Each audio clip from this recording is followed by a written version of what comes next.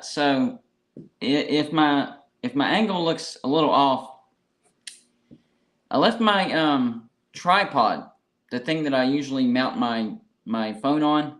I left it over at my brother's because we tried to do a live bracket reveal show, but that got taken down because we had a TV playing in the background. But we did research, and it seemed like as long as you had the sound turned all the way down and you were adding your own commentary, that shouldn't have happened. So we're trying to appeal that and talk to YouTube about that. But, I mean, regardless, it got taken down, so you can't undo that. Anyways, can y'all hear me? Yes or no? Because right before I came on, the mic levels weren't jumping. So can you hear me? Give me a yes or give me a no. Before we go on, I don't want to be talking and nobody hear me. Can you hear me? Yes or no?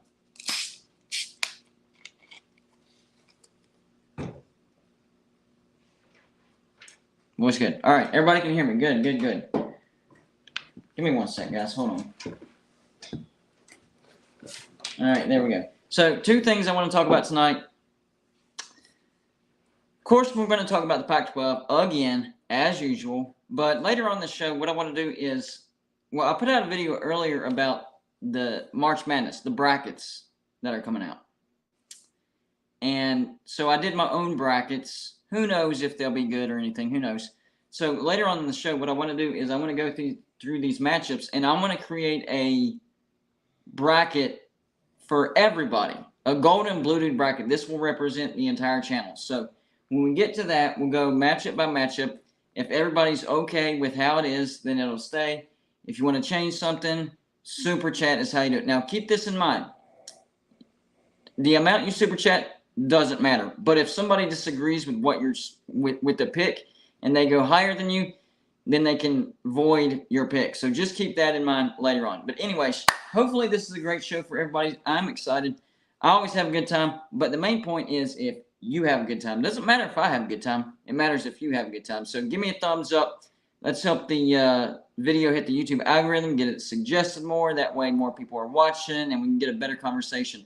Also, if you have a comment, question, or you want to poke fun at me, hey, I can take it. Thick skin, right?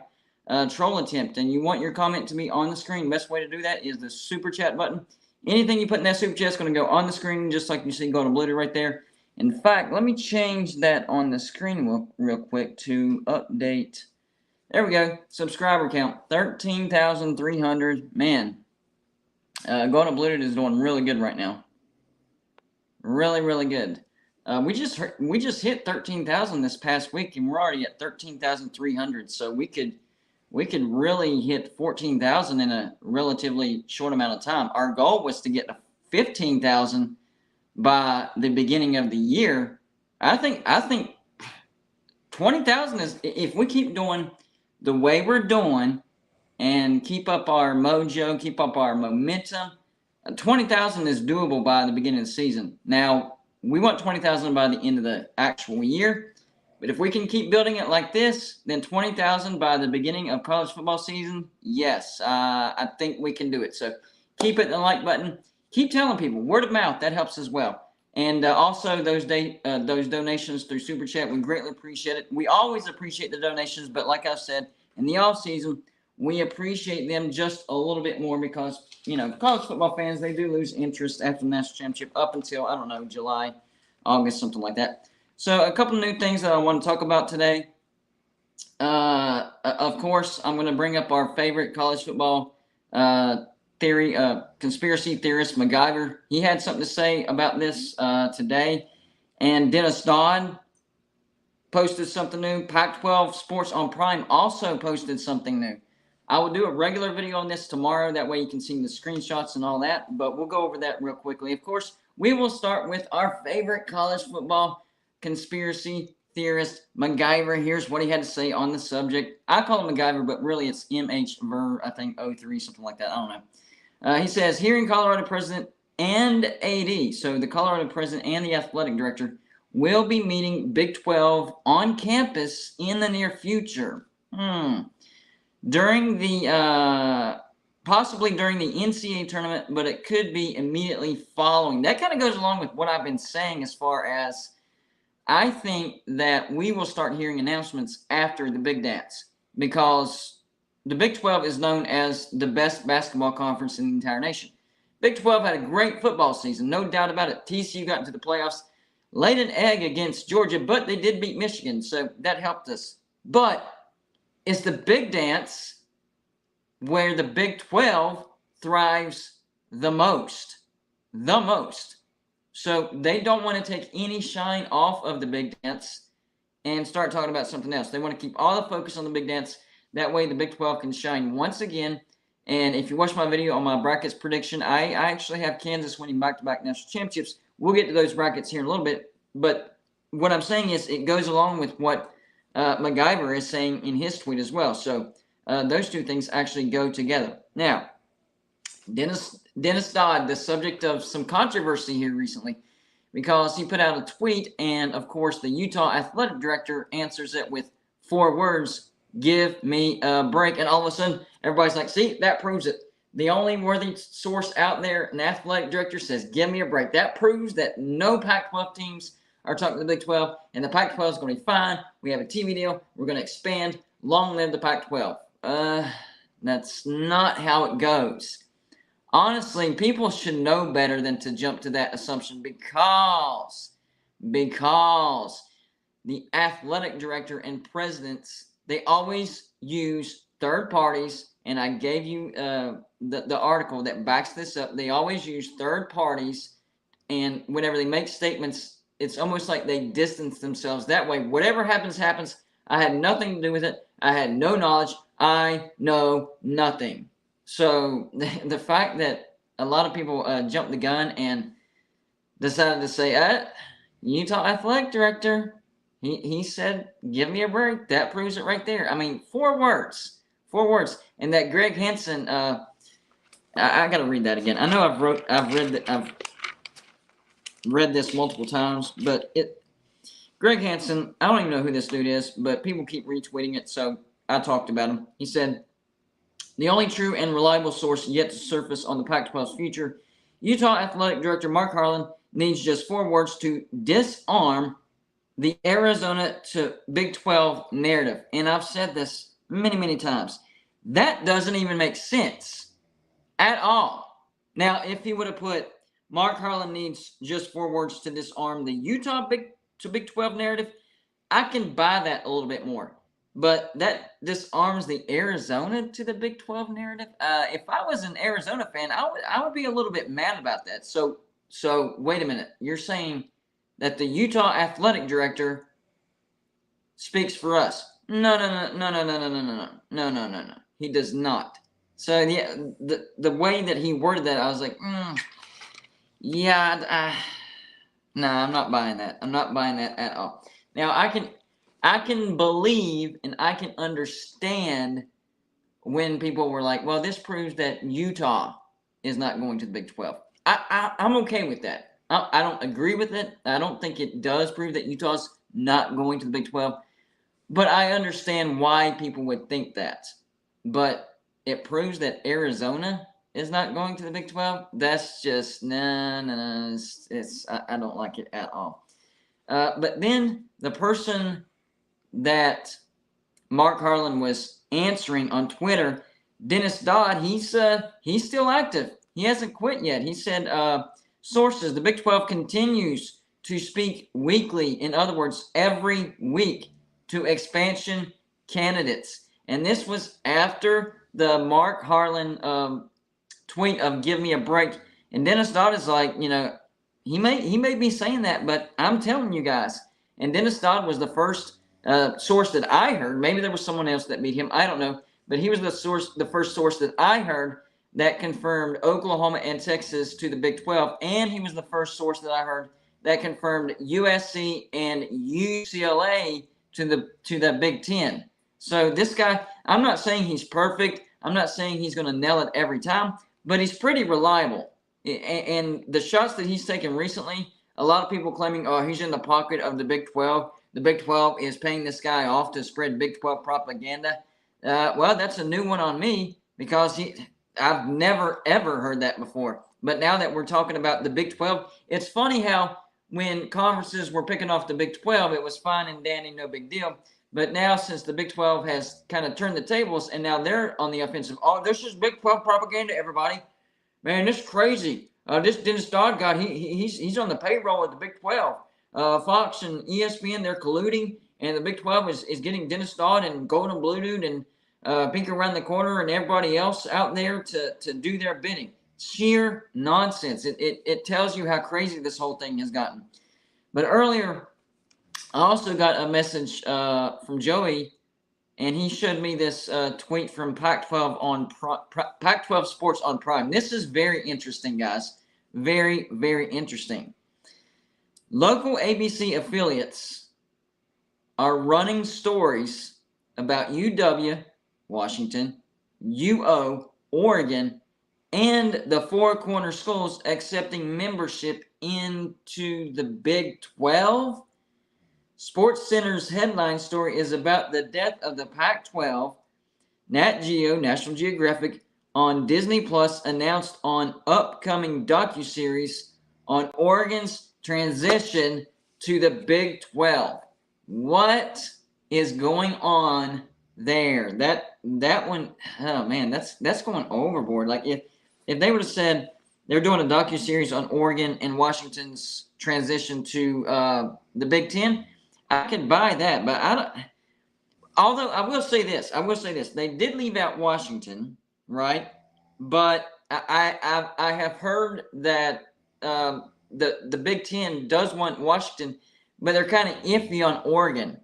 So I mean, it is possible that Oregon could end up in the Big 12.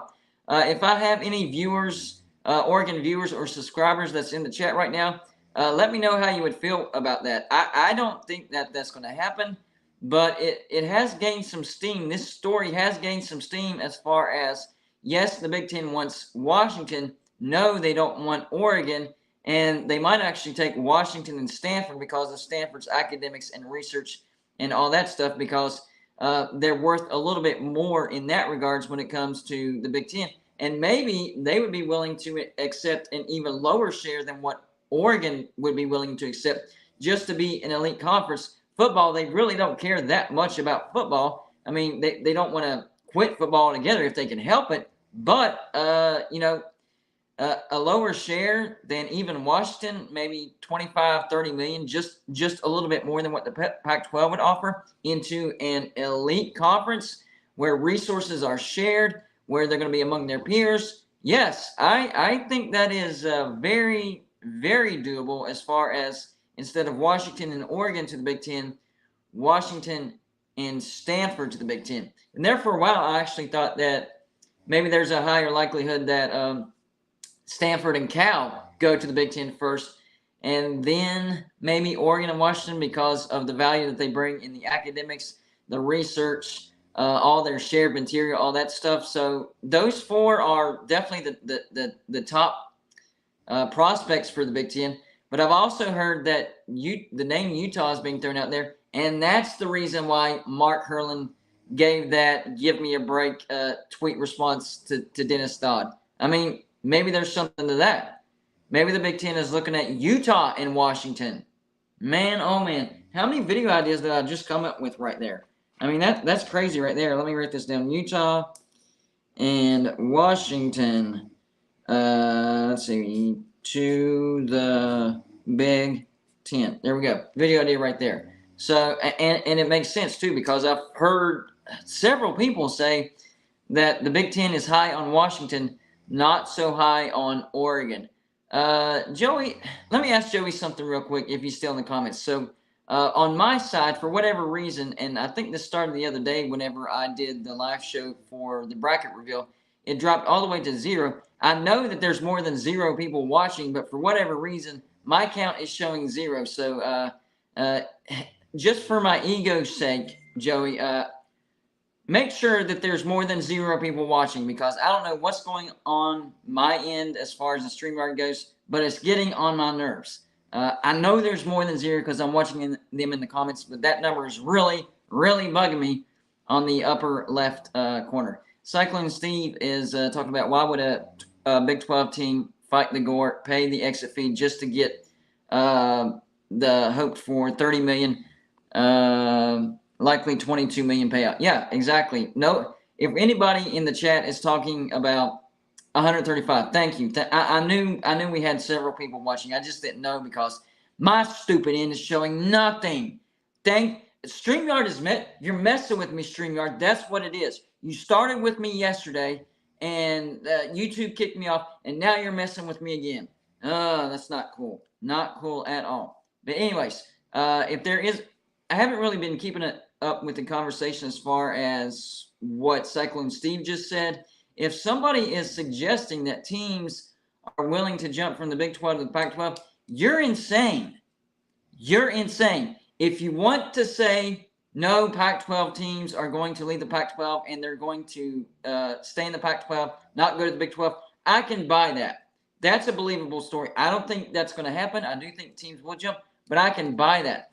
But if people are actually saying that teams from the Big 12 are going to jump to the Pac-12, that's sheer insanity. The Pac-12 doesn't even have a TV deal. And the TV deal that they're talking about, the number that is flying all over the place, is $22 million per team per year. So why in the world would a Big 12 member jump from the Big 12, have to pay an exit fee, and in turn only earn $22 million a year? That doesn't make sense. Everybody's explaining this right now. This is the reason why the Pac-12 is open, because nobody has signed a grant of rights. And let me double down on that. Oregon and Washington, from what I've heard, are only willing to sign a grant of rights up to 3 years. That's it. They don't want to go past 3 years. So my question is this: is the Pac-12 willing to sacrifice the Four Corner schools, Oregon State and Washington State possibly, for Oregon and Washington to stay 3 more years? Because they want unequal revenue share, and if they get the unequal revenue share, they're still only going to sign for 3 years. I mean, is the Pac-12 really that desperate just to keep Oregon and Washington 3 more years? And if you put this all together, it kind of makes sense why they're looking at San Diego State, Colorado State, SMU. Who else could they be looking at? Fresno State would make sense. If you would have told Pac-12 fans 5 years ago, hey, the Pac-12 is thinking about adding San Diego State, Fresno State, SMU, and Colorado State, they would have laughed in your face. Laughed in your face. But during this point in time, the Pac-12 is spiraling, and they're trying. Here's what it looks like. It looks like they're trying to find teams that are willing to be okay with a significant reduced revenue share. That way, they can keep Oregon and Washington for 3 more years. And maybe in the background, they can rebuild the Pac-12 with other brands as well. Maybe go out and get a Rice, maybe Boise State for football, maybe Tulane over there in Louisiana. Maybe they really bite the bullet and get Memphis. I mean, that would be crazy for the Pac-12. But, if you're trying to rebuild and you're in desperate mode, and you know that Oregon and Washington will be leaving, but you're trying to keep your numbers up in a decent TV deal, it makes sense when you think about it. Tell me what makes sense about this. If everybody's staying in the Pac-12 and they're struggling to get a TV deal, why would you add more teams that are not going to add any value? Why would you add more teams that you're just going to have to split the pie up with more? Why would you do that? You wouldn't. It wouldn't make sense. So the fact that the Pac-12 are looking at these teams, and everybody's expected the Pac-12 to announce expansion to at least San Diego State, SMU, and Colorado State. Beyond that, it's basically speculation. But it's expected that those 3 teams will be invited and they will join. That tells you right there. It literally tells you the Pac-12 is expecting to lose members. That's what it tells you. Larry Pilgrim, thank you for the $2 donation, says West Virginia to the Pac-12. Yeah, breaking news. West Virginia to the Pac-12. They're going to pay a buyout and take less money and travel even farther across the country and become a part of a conference that they have absolutely no fit in geographically or culturally, and our academics numbers the Pac-12 would absolutely sneeze on. But yes, West Virginia to the Pac-12, I could definitely see that. That is probably the most likely scenario that I've seen so far. Yeah, we know that's not going to happen. But that was a good troll right there. I will say that. But what I was saying is the Pac-12 looking at these teams, even if the invites don't actually come, or maybe the teams actually turn them down. I mean, crazy things are happening. Maybe they see the Pac-12 circling the drain, and they're like, thanks, but no thanks. We don't want to be a part of that. Who knows? But that's on down the road. I'm talking about what's already happened, what is happening. The fact that the Pac-12 has actually 100% talked to these teams, that tells you either they expect or that they are scared that they're about to lose some members. Otherwise, the Pac-12 talking to San Diego State, SMU, and Colorado State makes absolutely no sense because they're already looking at a terrible TV deal. Why would you add more members to make that payout less per team? It makes absolutely no sense. None whatsoever. I don't understand why more people aren't talking about that. I'm just going to be honest. Larry Pilgrim, thank you for the Father Nation, says, my source, Obi-Wan Kenobi, says, West Virginia in talks with Harlan and George, Clive Cough, to boost academics for West Virginia. Troll attempt part 2. I liked your first troll attempt better because the second troll attempt, you actually just repeated what I said. You need to expound on the material. I mean, there was a little bit of new material on there, but your first troll attempt actually started all this. So let's see if I had to give you some advice on trolling. Do something new, even if it's not West Virginia, the Pac-12. If you want to do something West Virginia, maybe what would be a good suggestion? ACC teams ready to vote to dissolve down the grant of rights, but West Virginia doesn't care. And the ACC invites West Virginia with only 6 remaining teams, and West Virginia makes number 7. How about that? I think that's a good troll. What do y'all think? Y'all think that's a good troll on West Virginia? I think it's pretty good. Y'all might disagree, but I think it's pretty good. But somebody in the comments that I made my video on earlier, I can't remember who it was. I'm going to have to actually look at it because I think it was a Get It Gang idea, to be honest with you. It was from, let's see here. Not Outkick. Here we go. This was from, I think Mountaineers. No, not Mountaineers dudes. This was from Mr. Tinfoil Man Live. I really like this comment. I think it makes sense. If he said, it's the Get It Gang guy. Once again, here's something to think on. If the Pac-12 wasn't anti-religious on schools, they could have not only gotten BYU, but also TCU. And somebody pointed out, and Baylor. So BYU, TCU, and Baylor would have been 14 teams, possibly 15 teams before USC, UCLA moved to the Big Ten, and they would have been just fine at 12 for the TV deal. Any thoughts on that? So what I suggested was, number one, if they would have, gotten over their religious thing, whatever it is, their religious kick, and they would have been okay with inviting BYU and TCU and Baylor for that matter, and I think they could have landed them at that point in time, especially with landing Utah, then you're talking, and probably one more member because you got to make it a 16-team league. I mean, we're talking about a super conference before a super conference was a thing. This could have been the Pac-12 paving the way for super conferences. I mean, this would have been like 10 years ago. So they would have been the first conference to be labeled a super conference, and all they had to do was get over this thing that they have against religious schools. So that's part one. The second thing is, I think those are good enough brands to where Fox and ESPN would have been like, all right, we're gonna throw the Pac-12 some money. Now, maybe or maybe not. I don't know. This next part is a maybe or maybe not. Maybe it would have been enough to keep USC and UCLA. And it is one of the strongest conferences in the nation and is competing with the Big Ten and the SEC. But even if it's not, even if that TV deal wasn't good enough to keep USC and UCLA and they leave, you're still left with a strong, 14-team league, the brands that are already in there, and then adding TCU, Baylor, BYU. What would be another? Let's just say San Diego State, just for argument's sake. San Diego State, right? They're already talking to them. Let's just throw them in there, right? So you're talking about a 14-team league. I mean, that conference would get a better TV deal than the Big 12. What do y'all think? I would think so. I would think a 14-team league, the Pac-12 that has Oregon, Oregon State, Washington, Washington State, Cal, Stanford, Arizona, Arizona State, Colorado, Utah, BYU, Baylor, TCU, San Diego State. That's 14 members. That league would be making more money than what the new Big 12 would be making. So I agree with that comment. If the Pac-12 would just get over that, whatever it is, I'll have to do some research to find out exactly what it is.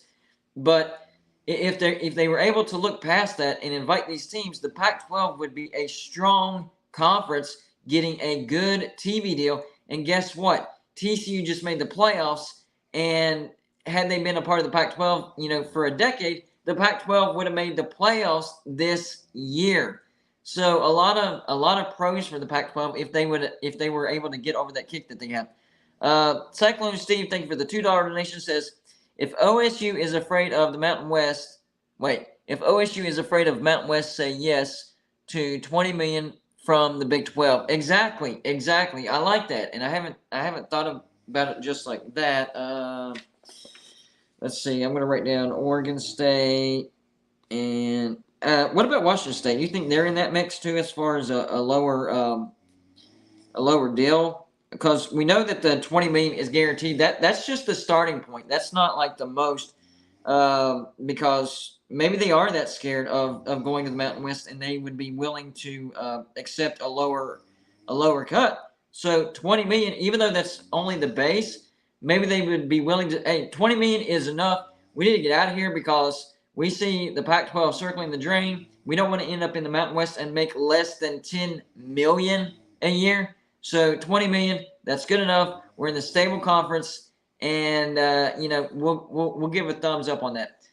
Give me 1 second, guys. I gotta. In case you didn't hear, I have to run to the restroom real quick. Be right back.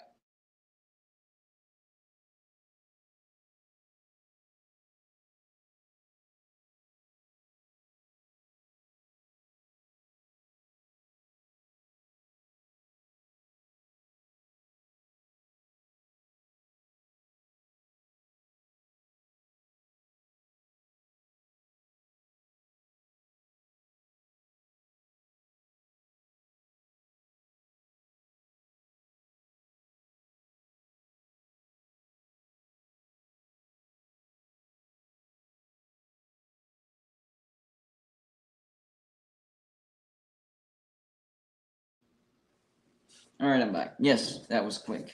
That was quick, wasn't it? What was I talking about, anyways?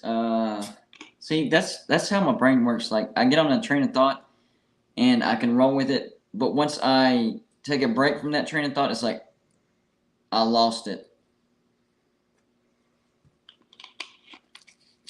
Oh yeah, I've heard the West Virginia to the MAC suggestion, the West Virginia to Conference USA, the West Virginia to the Sun Belt, which everybody knows that's definitely a troll, because if you really did research and looked at it, you would know that would be absolutely impossible. Somebody tried to do and it's been a while since somebody did a stereotypical joke, but somebody did it the other day. What was it? He said, false teeth check, crack pipe check, cousin wife check. I think that was the check. Hey, it made me laugh. And I haven't seen one of those in a while. Todd Gwynn, thank you for the $2 donation. Says, in my opinion, conference expansion, NIL and portal is killing college football. I agree with that, especially when you think about what college football was, what college football was.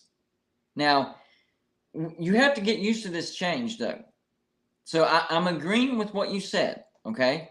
I'm agreeing with what you said, but everything changes. So the killing part, I don't think it's killing it. I think it's killing it for us. The the older fans that know what college football was. The new generation, this will be all they know, so they'll be used to it. But for us that are like, man, that is not the way it's supposed to be. That's not the way I grew up. That's not, what I saw. So it's kind of two different things. It's killing college football as we know it, I think is the right wording. It's killing college football as we know it. But college football is evolving, and it's changing into something very, very different. I think once we get used to this next 10, 15 years, we'll be okay with it as long as there's still parity. That's the one thing that I'm scared of. I'm scared of this whole conference expansion, super conferences, NIL, and transfer portal, just like you mentioned, is going to create lack of parity. And to be honest with you, I'm actually scared that it's actually going to shrink the competition. Because what's one of the biggest rumors that we've been hearing for a while? We've been hearing that eventually the Big Ten and the SEC could split off from the NCAA, create their own playoffs, their own national championship, their own rules, separate from the NCAA, separate from everything else. Then you start thinking, well, if they do that, how many teams do they split off with? Is my team going to be left out? Now, if you're a fan of Georgia, Alabama, Ohio State, Tennessee, Oklahoma, Texas, you're good. Nothing to worry about, right? And you look down on the rest of us saying, hey, good luck. We got in, but you might not. Well, there's a lot of people that are fans of a lot of teams that have that fear. I'm one of them. West Virginia has a real chance of missing, the cup whenever it comes to the Super Conference. And if they split off from the NCAA and create their own national championship and playoffs, there's a real possibility that West Virginia doesn't get picked up. And to me, that's just crazy.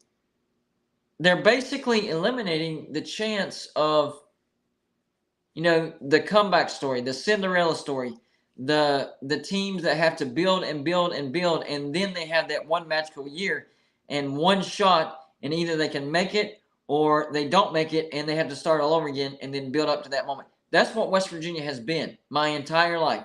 1988, we went to the national championship. It was the first year I was a West Virginia fan, right? Went to the national championship, got beat by Notre Dame because Major Harris went down with an injury. But I'm sitting there 6 years old going, man, this is what I have to look forward to? Yeah, West Virginia's a powerhouse. Yeah. No. We weren't bad between 88 and 93, but there was some rebuilding. So 93, we have an undefeated season. We had a chance to play for a share of a national championship. All we had to do was beat Florida in the Sugar Bowl, and boom, West Virginia would have been co-national champions. What happened? We got blasted. And the next year, we were terrible. We had to build back up again.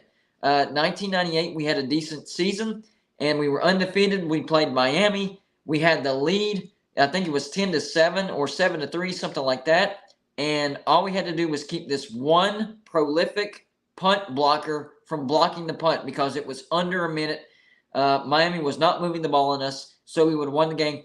Just get the punt off. It's like 30 seconds left. What happens? They leave that guy open. I think his last name was Mack, and he blocked the punt. Miami recovers, and West Virginia throws another opportunity away. And then it took some rebuilding again, right? 2006, one-loss season. We beat Georgia in the Sugar Bowl and Big East champs, and we're building again. 2007, one game away from getting to the national championship, right? We lose to Pitt, 13-9.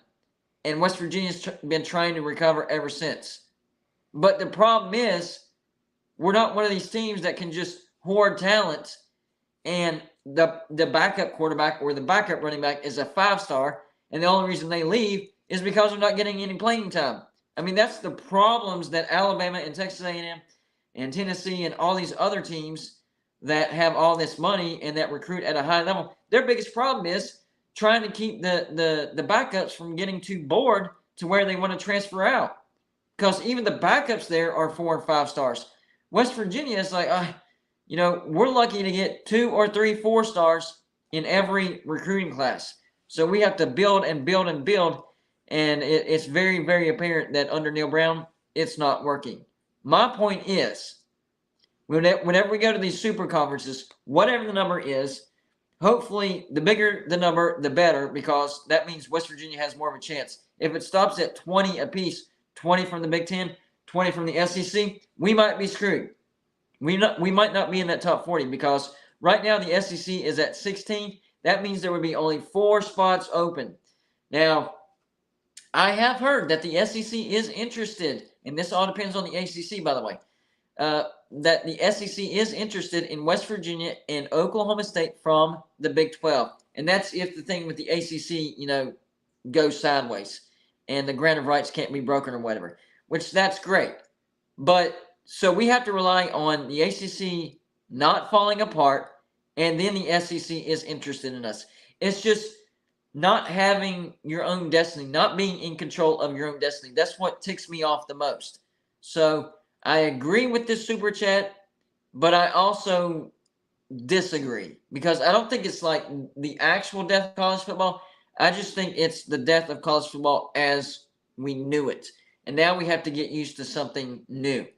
And I don't think a lot of people realize this, but one of the biggest fears of every person, not just me, not just you, but pretty much every person, one of the biggest fears is the fear of the unknown. Everybody wants to know what's going to happen next. And change is tough, but change is necessary. I mean, just look, just like going to Bluetooth, all right? We're growing. Look, you guys have sent me over, look at this. I ran out of room for my helmets. I have almost 70 mini helmets. Those shelves only hold 40. I didn't realize I was going to go over 40 that much, but I did. So guess what? I have to expand and make the shelving bigger and, redo the front, and it's going to be a total remake. I can't stay like that forever. Progress and change go hand in hand. So I'm going to have to expand. I'm going to have to change, and that's what happens with college football, especially when they pass the NIL. Let me be clear. All right? I was in favor of the NIL, okay? I still am. But I think they did it the wrong way. They revealed the NIL without any guardrails. It's gone haywire. So it's almost like the NCAA or whoever's in charge of doing all this stuff, they change things without thinking about, rules and regulations, and then they have to figure out a way to do rules and regulations. Same thing with the transfer portal. Whenever the transfer portal was announced, it was off the rails. I mean, now there's a few guardrails, but it's still not as governed as what it needs to be, Cyclone Steve, thank you for the $2 donation, says, not in control of your destiny. Welcome to ISU Nation. Well, yeah. Well, you know what? It's funny you said that, Cyclone Steve, because a lot of people have compared Iowa State to West Virginia. Very similar institutions. Now, no offense, Cyclone Steve, but West Virginia's had a lot more success than Iowa State in football. I mean, it is what it is. But down to the stadium, I think the same exact contractors and developers were for both stadiums. If you look at it from a bird's eye view, you can see that the base of both stadiums and the upper decks minus the extensions of Iowa State exactly the same. So Iowa State and West Virginia do mirror each other in a lot of ways. Now, West Virginia's had a lot more success, but that's a whole different story. But to your point, you say, welcome to ISU Nation. Well, we're actually already there. We actually already understand. West Virginia really has never been in control of their own situation. Back to the situation I was talking about. Back in 1993, West Virginia went undefeated, should have been in the national championship, but guess what? We weren't in control of our own destination. We were lowly West Virginia, not the biggest brand. I think they gave the nod to Florida State over us, even though Florida State had a loss. And it's just different situations like that. We would have to, do what TCU did this year with some help. Remember, TCU got the playoffs with some help. It wasn't just, hey, if TCU goes to the regular season with one loss or undefeated and they lose in the Big 12 championship, they're in the playoffs. 9 times out of 10, they're not going to make the playoffs. But things just so happened to where, there weren't very many undefeated teams. I think there was just 2 with Michigan going into the playoffs. And then Ohio State made themselves look bad. And then USC lost. And it just so happened that, TCU was able to get in. I think they deserved to get in, but it was because of their circumstances. So I think even TCU wasn't in control of their own destiny unless they would have beaten Kansas State. An undefeated Big 12, for sure, getting into the playoffs. So college football is full of situations where you're not in control of your own destiny. All right, so what about what Pac-12 on Prime said? I want to talk about that for a minute. So the message that I got from Joey about the article or tweet that Pac-12 Sports on Prime. This doesn't say Big 12 Sports on Prime. This is from Pac-12 Sports on Prime. This is a Pac-12 source, all right? Local ABC affiliates are running stories about UW, which is Washington, UO, which is Oregon, and the Four Corners schools accepting membership in the Big 12. Whoa. SportsCenter's headline story is about the death of the Pac-12. Nat Geo, National Geographic, on Disney Plus announced on upcoming docuseries on Oregon's transition to the Big 12. Utah and Washington to the Big Ten. I just read a video idea. I blended it in, so I need to cover that up. I'm going to reread this without reading that. Local ABC affiliates are running stories about UW, Washington, and UO, Oregon, and Four Corners schools accepting membership into the Big 12. SportsCenter's headline story is about the death of the Pac-12. Nat Geo, National Geographic, on Disney Plus announced on an upcoming docuseries on Oregon's transition to the Big 12. What? So Pac-12 Sports on Prime, and you better believe I'm doing a video on this tomorrow. I tried to do it today, but I had to get a brackets video out real quick. Saying that ABC affiliates, they're running stories not on just the Four Corners accepting membership into the Big 12, but also Washington and Oregon. How insane would that be? SportsCenter headline story is about the death of the Pac-12. That sentence I can buy. I can buy that because the Pac-12 does look like it's on life support. And then Nat Geo, National Geographic, on Disney Plus announcing an upcoming docuseries, on Oregon's transition to the Big 12.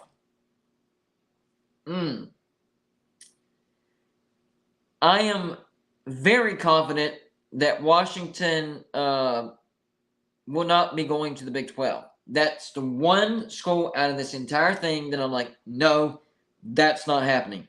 The Big Ten wants Washington. The name that everybody always puts with Washington is the name that I'm like, that's the one that the Big Ten might not want. I'm talking about Oregon. Oregon. That's the name that I keep hearing. That Oregon might be the deal breaker as far as bringing two more teams from the Pac-12. I think it is more likely that the Big Ten grabs Washington and Stanford. Okay? Washington is your strong football brand. It's going to make you money in football. Stanford is your strong academic AAU Tier 1 research, shared resources. So it's a 1-2 combo. You're getting the great academics, the great shared resources, that side of everything with Stanford. And then Washington, you get the biggest fan base remaining in the Pac-12 and a great football brand and the Seattle TV market. Remember, they're not just looking at the size of the fan base whenever they're picking up a team. They're looking at the TV market that they're going to pick up. The Seattle TV market is worth a lot of money. So if the Big Ten picks up Washington, that means they would have the New York City TV market, which is number 1, of course, the LA TV market, which is number 2. They have the Chicago TV market. That's a good one. They have the Cleveland TV market. That's decent. They have the Detroit TV market. That's decent as well. You add in the Seattle TV market. They have a lot of the top 20, at least, top 20 TV markets in the entire nation. And then there's Oregon, Eugene, Oregon. Well, you would pick up Portland, but if you compare Portland to Seattle, it's not even close. It is not even close. And I see the XFL comment. I'm going to go the other way. If you notice,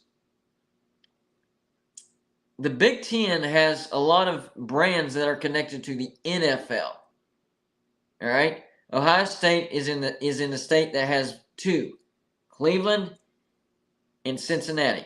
Penn State is in a state that has two, Philadelphia and Pittsburgh.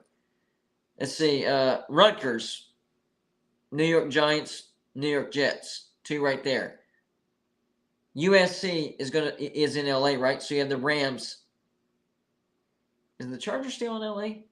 Yeah, because the Raiders went to Vegas. The Chargers are still. So that's two right there. You bring in Seattle, and you're near that NFL TV market of the Seattle Seahawks, and they're definitely more diehard Seahawks fans than Husky fans as far as fan support. Is there a connection there? Think about that. Is there a connection there? Is the Big Ten trying to create a pipeline with the NFL? And how would that work? Is there any kickback? Is there any type of reward for locking down all these markets and doing some willing and dealing? Stuff like that. I don't know how all that would work, but it just seems crazy that it's like that. And that's one of the reasons why the SEC has the slogan of "it just means more," because a lot of the teams in the SEC are in states that don't have NFL TV markets, like Kentucky. There is no NFL team in the state of Kentucky. Let's see here. Alabama for sure. Arkansas for sure. Let's see here. Mississippi for sure. And then the only states that have multiple teams would be Texas and Florida. Florida has Jacksonville, Tampa Bay, and Miami. And then Texas, oh man, they have like Dallas, Houston. Who else do they have? Dadgummit. Is that it? Does Texas only have Dallas and Houston? For some reason, I feel like I'm missing one more team. Dallas. I think that's it, though. Dallas and Houston. Yeah, I think that's just two. But my point is, that's one of the reasons why the SEC says it just means more here, because they're basically saying that's all we have to pull here. That's all. That's who we care about the most. We don't care about the NFL as much as fans from the Big 12, the Big 10, the Pac 12, the ACC, all that stuff. Which I would disagree with the ACC definitely, and maybe the Big 12. They have an argument with the Pac-12, and they have an argument with the Big 10. But the ACC and the Big 12, a lot of their teams are in states that don't have an NFL TV market. So that's a little iffy. I'm okay with the Big 10 and the SEC splitting off and doing their own thing as long as they include at least one more conference. Because you don't want to boil down the competition down to too many teams, because they tried the same thing over there in Europe with the soccer league, and it bombed. And I don't want college football to learn the hard way and have to almost redo or restart, something like that. I don't want them to have to learn the hard way. I want them to make the right decisions first. And that's why whenever we started the 4 playoffs, I was happy about it, but we got rid of the BCS system. I was like, the BCS ranking system worked. We just needed a playoffs. We don't need a playoff committee. We needed the BCS rankings with playoffs. 2 extra spots. That's all we asked for. What did they do? They muddied the waters and put the human element in there. And it's been a lot of complaining. There's been way more complaints during the playoff era of college football than the BCS era of college football. In fact, the only complaint that I can remember back in the BCS era is the only 2 thing. No playoffs. Everybody wanted 4 teams instead of 2 teams. That's the only argument that I ever heard. The only fuss that I ever heard was, man, it would really be good if we had at least a 4-team playoff. That was it. But ever since they started the stinking playoff era, great. We have 4 teams. Then you added the stinking playoff committee.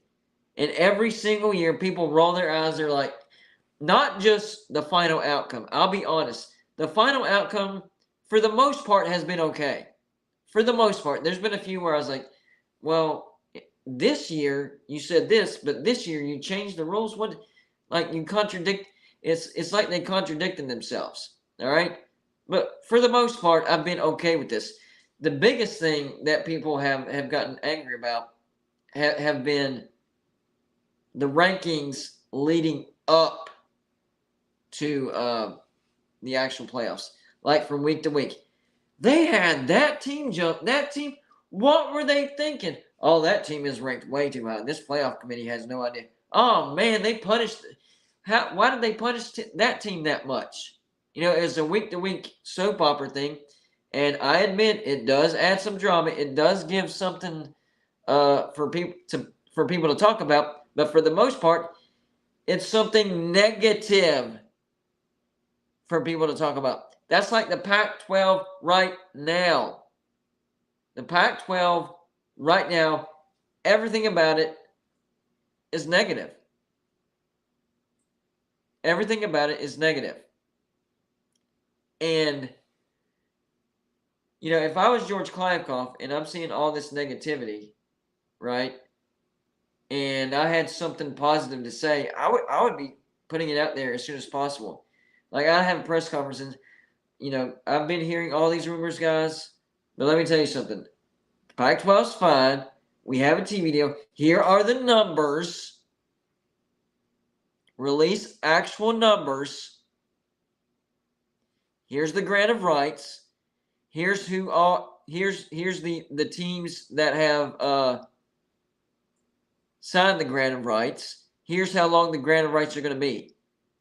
Like, you can't just come out and say, it's almost like, well, Gordon Blue, you didn't talk about the Pac-12 Unity clip, which I did actually talk about it, but that's all it was. A Unity. It didn't.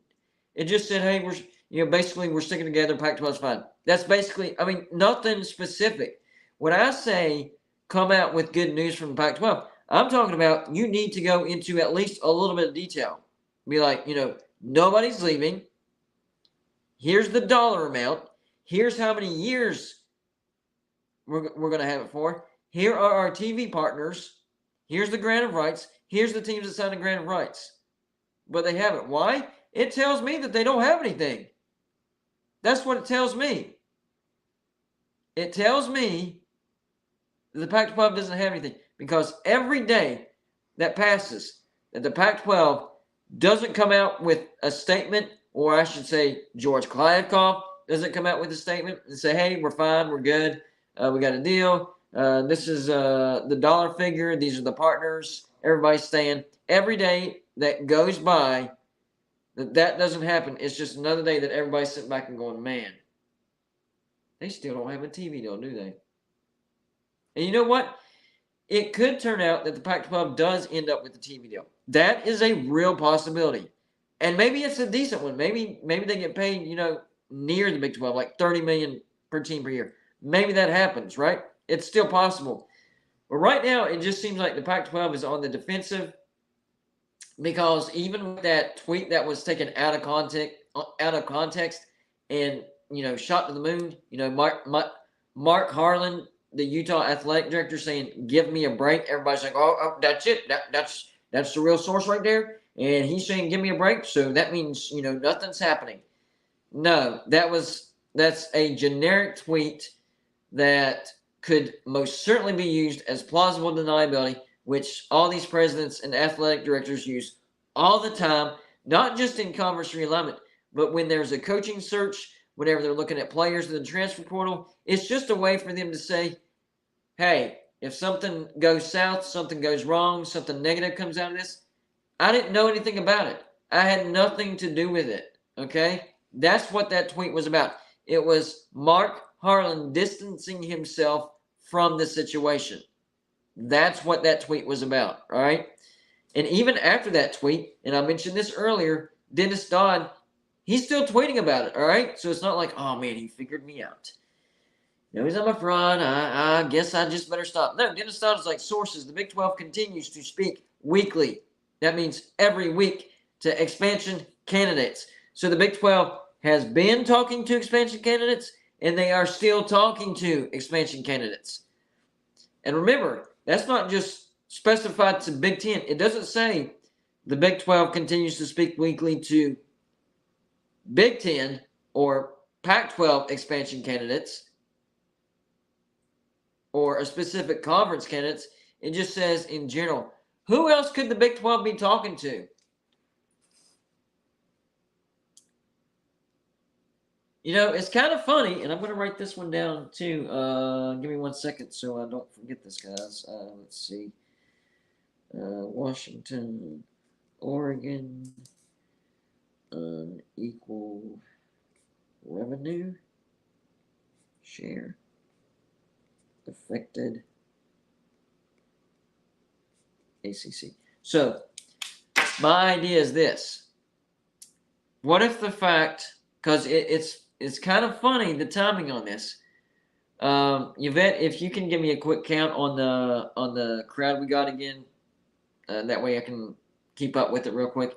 I just think the timing of this is kind of strange. I think it's kind of strange. Washington and Oregon said they wanted unequal revenue share. How long? It wasn't that long. It's like maybe a month ago, something like that, or 2 months ago. It wasn't that long ago, right? And, that was, maybe right when we started hearing that the Pac-12 was having issues finding a TV deal. And, Disney had to start firing employees, so they had to pull the deal. And then, they were going to do a re-offer that's lower. The point is, Washington and Oregon was asking for unequal revenue share, right? And then just a few short weeks later, then we start hearing Florida State comes out. They want unequal revenue share from the ACC. Then Clemson wants unequal revenue share from the ACC. Miami Hurricanes, unequal revenue. North Carolina. Is there a cooperation here? Is there a cause and effect? Does the Big 12 have anything to do with this?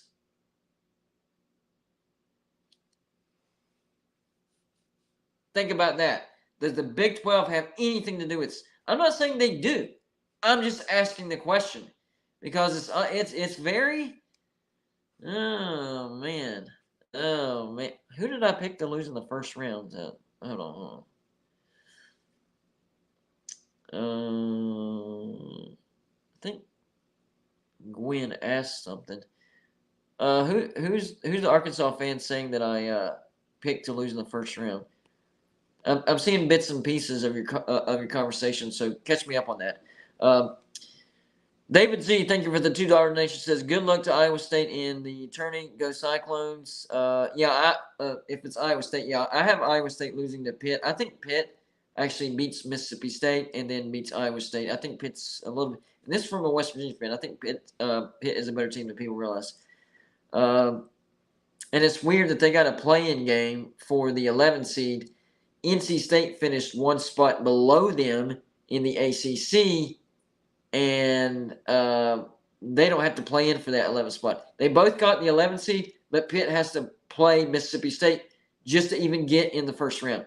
Yes, I do have Pitt beating Iowa State. Iowa State had a horrific February, terrible February. So they're cold at the wrong time. They were great there for a while, but February, that was not your month at all.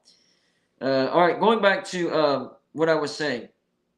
It's funny that Oregon and Washington were asking for unequal revenue share. And then just a few short weeks later, you have Florida State, Clemson, Miami, and North Carolina asking for unequal revenue share. And, the Big 12 has been talking to the Four Corners schools. Could all this somehow be traced back to the Big 12 trying to stir things up? Instead of the Big 12 being the victim, they want to be the aggressor? I'm not saying that that's what's going on. Not at all. It just gives you something to think about because these things do not happen randomly. If you think things happen randomly, then you don't know how life works. Okay? It starts with a conversation, and then a group conversation. They're having conversations behind closed doors, and then more and more people start talking. We don't know what's going on behind closed doors. We don't know the conversations. We don't hear the conversations. We don't know the topic of these conversations that are going on right now. We just see the effects, the decisions that are made because of those conversations. Who knows what type of conversations created all this stuff? Washington and Oregon, even though they know the Pac-12 is going down the drain and that the TV deal is not good, they still want unequal revenue share. But they're only willing to sign a grant of rights for 3 years, nothing more. A few weeks later, Florida State, Clemson, Miami Hurricanes, North Carolina, now they're all asking for unequal revenue share. This is not a coincidence. This is not just some random situation that's just spontaneously combusting. That is not how it works. It's not. All right? I don't know what the common thread is. I don't know what the common denominator is. I don't know what's causing all this stuff, but everything happens for a reason and everything is connected. Could it be the Big 12? It could. The Big 12 has a very aggressive commissioner now who is now labeled a villain, even though when Greg Sankey was aggressive and got Missouri and Texas A&M, and then a few years later they get Oklahoma and Texas, they double down. But he wasn't a villain. But now that the Big 12 is being aggressive, Brett Yormark is the villain.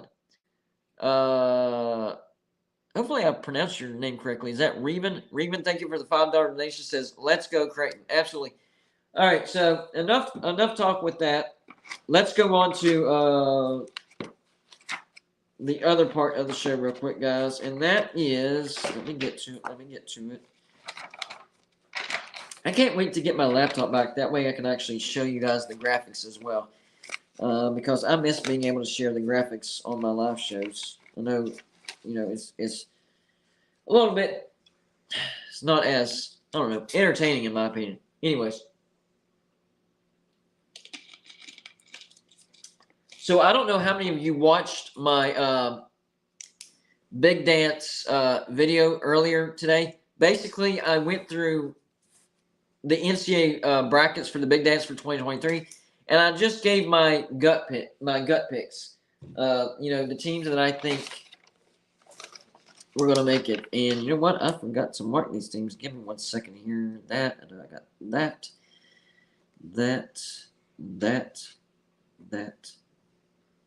and that. So what we're going to do is we're going to go through the brackets for the NCAA tournament. And what I want to do is I want to create a bracket for everybody. And it's the super chat that reminded me. And I'll flip that my pick because I'm counting that right there. What do I mean by that? So I made a video earlier giving my predictions on the NCAA tournament, who I think is going to win each game. So what I want to do is tonight I'm going to give you the power to change my picks, and whatever we decide on, that's going to be the official bracket for Golden Blue Dude. Not Golden Blue Dude, me Golden Blue Dude, Golden Blue Dude, we Golden Blue Dude. So it's going to be the bracket that represents the entire channel. So if you disagree with a pick, whenever I say it, if you want to change the pick, Raven did it right there. He literally, picture's too small. He, she, please let me know which one because I don't want to offend anybody. Switched my, and I'll get to it, my NC State pick over to Creighton. So here's the thing. I'm going to go game by game. I'm going to give you my winner. If you disagree, all you got to do is super chat and say, no, change it over to, whatever. And then I change it over. But keep in mind, if somebody super chats higher than you, then they can flip it back. So keep that in mind as we're doing this. Does that make sense? Anybody have any questions before we go on? All right? Anybody? Any questions? And once we get started, if you have questions, let me know, and don't worry about it. First matchup, we're in the South region, guys. Alabama versus the play-in teams, the 16 seeds. Texas A&M, Corpus Christi, or Southeast Missouri State. Either way, I think Alabama wins this easily. Does anybody see an epic upset here? Does anybody want to flip that to the 16 seed? I mean, I know we got some trolls in the comments, so maybe you guys want to flip that, and that would be a crazy pick. But you know what? If somebody flips it with a super chat, guess what? It's going as our official bracket. So keep that in mind. It doesn't matter how crazy the pick is. Whatever we choose, that's going to be our actual bracket. I'm not seeing anybody disagree with Alabama. Let's move on with that real quickly. So Alabama is locked in for that pick. Alabama on to the second round, according to Golden Blued, the channel, not Golden Blued to me. The next game, Maryland and West Virginia. I have West Virginia. I think it's a close game. This is not a homer pick. I think West Virginia is the better team. Does anybody think it should be Maryland? Anybody? Super chat Maryland if you want to switch it over to Maryland. It doesn't have to be like a massive super chat or whatever. It can be small dollar, whatever. But that'll switch it over. But if everybody is okay with West Virginia, I'm going to lock it in. Jonathan Azell says, I have West Virginia as well. It seems like everybody's actually agreeing on that. Todd Gwynn says West Virginia. Wet Blanket says West Virginia. Okay, unless somebody changes it, I'm actually going to go ahead and lock that in because it seems like everybody is agreeing with West Virginia. So it looks like it's going to be Alabama and West Virginia on to in the second round playing for the Sweet 16. Cody thinks Maryland over West Virginia. Well, if you actually want to switch it, then you got a super chat. But it looks like we're going to stick with West Virginia, and the second round matchup will be Alabama West Virginia. The next matchup is San Diego State and College of Charleston. A lot of people have the 12 over the 5 upset here. I have San Diego State. How do we feel on that? Does anybody want to switch that over to College of Charleston?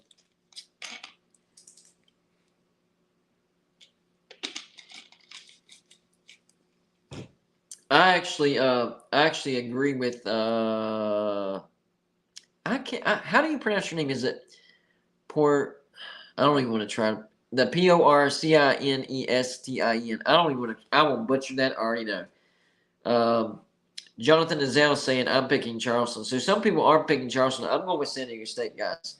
I'm going to lock it in. I don't think I see anybody disagreeing with that. If I see somebody super chat, then I will change it. But for now, this is going to be San Diego State. The next matchup is Virginia versus Furman. I actually have the big upset here.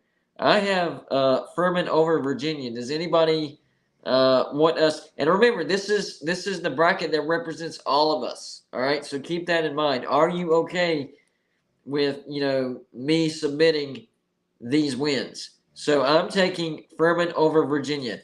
Does anybody disagree with that enough to where they want to actually super chat and change it? Otherwise, it's going to be Furman that represents Golden Blued. If nobody changes it, then it's going on our bracket, and it will represent Golden Blued. So I'm giving you all a chance real quick. But if not, I am going to go ahead and lock this in. I see a lot of people disagreeing with me, but I don't see anybody actually changing it. So you can disagree with me, but nobody's actually changing it. So here we go. We're locking in Furman. This is our official bracket. Now I'm gonna count this super chat right here by Reuben. It says, "Let's go Creighton." So I have the next matchup is the 16 Creighton versus 11 NC State. Because of that super chat, I'm gonna flip it. So instead of NC State, then I'm going to put out Creighton. If anybody wants to flip it back to NC State, here's your chance. Otherwise, Reven has swapped that, which could change some things. Not a lot of things, but it could change some things. But I'm going to lock in Creighton. That is how you change the pick right there. Next matchup is 3 Baylor versus 14 UC Santa Barbara. I have Baylor big. I know we have these crazy upsets where I've seen a 15 seed beat. We've seen a 16 seed beat a 1 seed. Remember, Virginia was the first team several years ago, the first ever 1 seed to lose to a 16 team. So it is possible. I just don't see Baylor losing to Santa Barbara. Oh, it looks like Todd Gwynn. We're going to have to go with the 12/5 upset because Todd Gwynn wants College of Charleston. All right. He changes it, and that 5-12 matchup is now going in the upset category. College of Charleston. That is how you change it right there. All right. So we do not have San Diego State going to the second round. We have College of Charleston to the second round. But for Baylor, UC Santa Barbara, I'm locking in Baylor. I don't see anybody trying to change that. So next matchup. This one's tight. This one is tight. The 7th seed Missouri versus the 10th seed Utah. I actually have the 7th seed Missouri moving on. Does anybody think that Utah State? Is Utah State going to slightly upset Missouri? I don't think so. I have Missouri moving on. It doesn't look like anybody is disagreeing with me. Jonathan says, I agree with Missouri. Okay. When does the big dance start? I think it starts on Thursday, right? It starts on Thursday, so we still have 3 days to do this. I'm not going to do the entire bracket. We might do one region tonight. My nose is stopping up, by the way.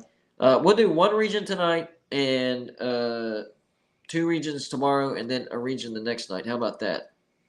All right, so Missouri it is. Nobody is changing that one for sure. Then the last matchup in the first week, or the first round, Arizona and Princeton. I have Arizona all the way. Does anybody disagree with that? Arizona all the way, right? We good with that? I'm gonna go ahead and write it in, but if you super chat, I'll change it. It's Arizona and Princeton. I have Arizona moving on. Let me know if you disagree with that. Everybody's okay with Arizona, it looks like. Second round matchup, Alabama, West Virginia. I actually have Alabama beating West Virginia. I have Alabama beating West Virginia. Does anybody feel strongly enough to where they're actually going to change that and put West Virginia over Alabama? I actually have West Virginia losing to Alabama. Anybody want to change that? All you got to do is super chat and we switch it over to West Virginia. But right now, it's staying Alabama. It looks like Alabama's going to do it. All right, I'm writing down Alabama unless somebody changes it. I mean, you have the entire show to change this, but if you wait too long, then we're going to have to go back and redo some rounds. But right now, I got Alabama. I think their defense is way better than West Virginia's, and the offenses are about the same. So I think the defense will be the difference of that game. All right, Alabama it is. Next one, it is not San Diego State and Furman. It is College of Charleston and Furman. So I had San Diego State beating Furman and going on to the Sweet 16. I'm going to have to roll with College of Charleston. I don't think Furman upsets 2 in a row. Does anybody want to flip this? Does anybody want to flip this to Furman? Anybody want to flip this to Furman? Y'all know the rules. If you want to flip, super chat. If you want to flip it back, somebody else will super chat, and so on and so forth. I don't see anybody wanting to flip that, so we're about to lock College of Charleston in. Going once, going twice. All right, College of Charleston, a Sweet 16 team. How about that, guys? What if this turns out to be a perfect bracket? That would be awesome, wouldn't it? That would be awesome. All right, so we only have a few more games we've got to pick, so bear with me. The next one is Creighton and Baylor. So I had NC State in the second round, but, it looks like we are changing it. David Z says Furman. No, it's not too late. We haven't moved on to the next round. So our bracket is getting crazy now. All right, it's official. This is starting to get crazy. So we have Furman in the Sweet 16. All right, I'm letting you guys decide. Yes, David Z changes it to Furman, so Furman is in the Sweet 16. Yep, that's the rules, guys. He's following the rules. He super chatted and he changed it, so Furman to the Sweet 16. Creighton and Baylor. My matchup, I had Baylor and NC State, but I still had Baylor winning. So I'm still sticking with Baylor. I'm saying Baylor to the Sweet 16. Does anybody want to change Baylor to the Sweet 16 and change it over to Creighton? Because I still had Baylor winning, even though we had NC State going to the Sweet 16. Oh, by the way, whenever we're done with this, I'm actually going to do a video on the brackets that we created as a channel. So keep that in mind. Whatever we come up with, I'm actually going to do a video on all the picks in Golden Blue Dude's actual bracket. And it doesn't matter how crazy it is. That's not the point. Let it be as crazy as possible. You never know. So keep that in mind. We will do a video on this exact bracket that we come out. All right. Looks like everybody wants Baylor to the Sweet 16. Nobody super chatted Creighton. So Baylor to the Sweet 16. And finally, the last matchup for the Sweet 16, Missouri, Arizona. I would go Arizona big. Does anybody have Missouri for the upset? So for Sweet 16 matchup, we have Alabama versus Furman. Alabama versus Furman. Hey, David Z super chatted Furman, so that's who we put in there. And then the other one, I got Arizona. So looks like nobody disagrees with that. So our Sweet 16 matchup for the South region is Baylor versus Arizona. Looks like everybody's good with that. Okay. All right. So this game determines the Elite Eight. Winner gets to the Elite Eight. Alabama and Furman. I'm going to go with Alabama. But does anybody want to change that and put Furman into the Elite Eight? Now, that would be interesting. That would be interesting, but if we were to hit on that one, then people would be asking us for betting advice if we put Furman in. I'm going to Alabama, but I'm giving people a chance to put in all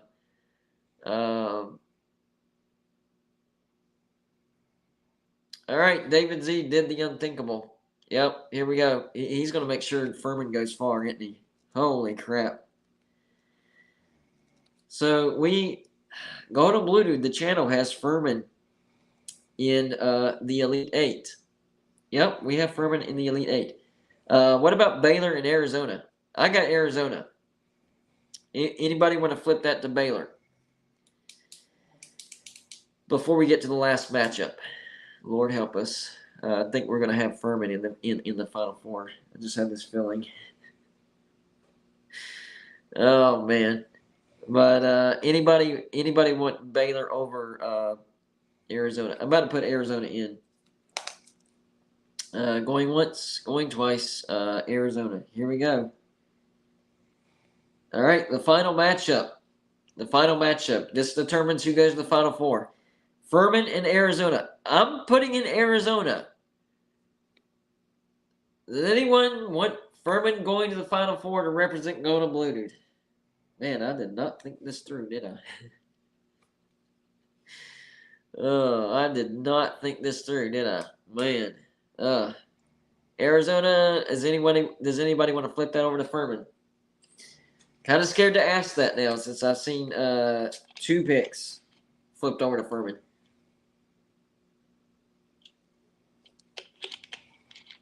Oh crap! Well, there we go. Furman. This will be a troll bracket. Is what this is looking like. Does anybody want to try to flip that back to Arizona? I mean, David's got the $2 donation. Does anybody want to try to flip that back? Otherwise, we are locking in Furman to. Yeah, my nose is stopping up. I don't know why.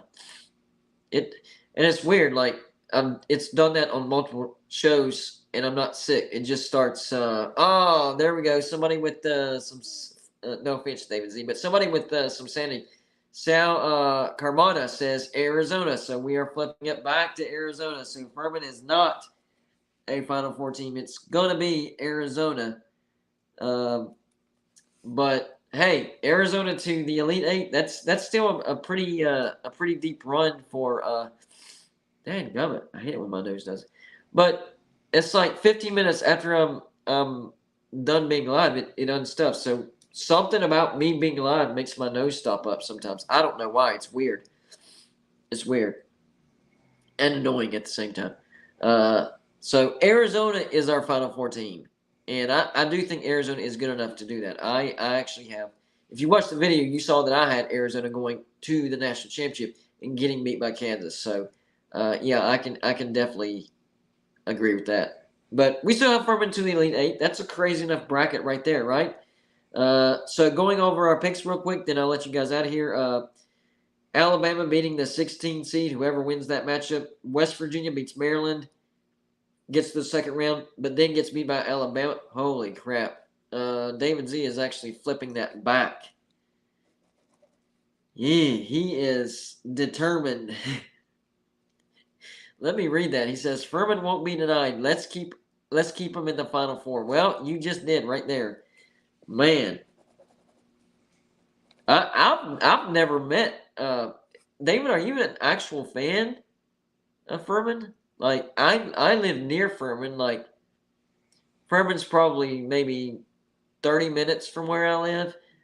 And I've actually played golf on the Furman golf course. It's a really nice golf course, but I've never met like a diehard. Oh man, Sal is upping the ante. He says $9.99 Arizona.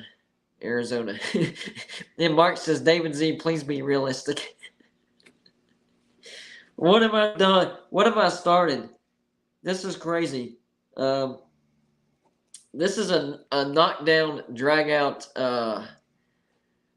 fight right here. This is what it is. So we started with Furman. No, I had Arizona, but then David Z flipped it to Furman. Then Sal flipped it to Arizona. Then David flipped it back to Furman, and now Sal flipped it back to Arizona. Wow. David Z says, no, not an actual fan. Don't know where they're located. They're near Travelers Rest, South Carolina, actually. Just trying to run up the donations on the channel. Hey, I really appreciate that. That's actually really awesome of you. But this was funny, though. I will say that. I'll give you credit. You helped the channel. You encouraged donations. And you got Furman to the Elite Eight. How about that? You got Furman to the Elite Eight. So we have Alabama versus West Virginia in the second round. College of Charleston versus Furman because that was flipped. Creighton versus Baylor because that was flipped. Missouri, Arizona. And then the next round, Alabama, Furman. That was flipped again. Then Baylor, Arizona. Then Furman, Arizona. And then final Arizona did make it out after 1, 2, 3, 4, 5 flips. So our South Region champion will be Arizona. Tomorrow on the live show, we'll do the East Region and the Midwest Region. And let's see. David Z. Trying to look, what region is Iowa State in? I think that's tomorrow. It should be tomorrow because I think Iowa State's tomorrow, right? I know they're in. I saw them. Or are they? Are they not in? Oh, yeah. Iowa State, the 6th seed in the Midwest. So we will definitely, yes, we will definitely cover Iowa State tomorrow. So hopefully you won't have much resistance on that. Anyways, don't know why my nose is stopped up, but it is. So I'm going to head out of here, guys, before I get ridiculously nasally. Don't know what's going on. Appreciate everybody stopping by. Make sure to hit the like button on the way out. Hopefully you enjoyed yourself. That's what this is all about. I'm not really worried about being, the most knowledgeable college football or college basketball analyst out there. I'm a college football fan just like you. So as long as we're talking about what we love and I'm being entertaining at the same time and you're enjoying yourself, I've done my job. So if you're not subscribed to Golden Bluted, please do so right now. Our subscriber count is at, well, before I checked, before the live show, 13,300. So we're on our way to 14,000. Hit the subscribe button, hit the like button, and see what Going Unbluted is all about. By the way, guys, don't forget to send in your 2-minute clips of I am Going Unbluted or we're Going Unbluted. We did a video last year. It turned out great. We have like over 3 times the amount of subscribers we had back then. So this We Are Going Unbluted, I Am Going Unbluted video is going to be pretty good. But anyways, as for tonight, right now, Monday night, Going Unbluted is officially out.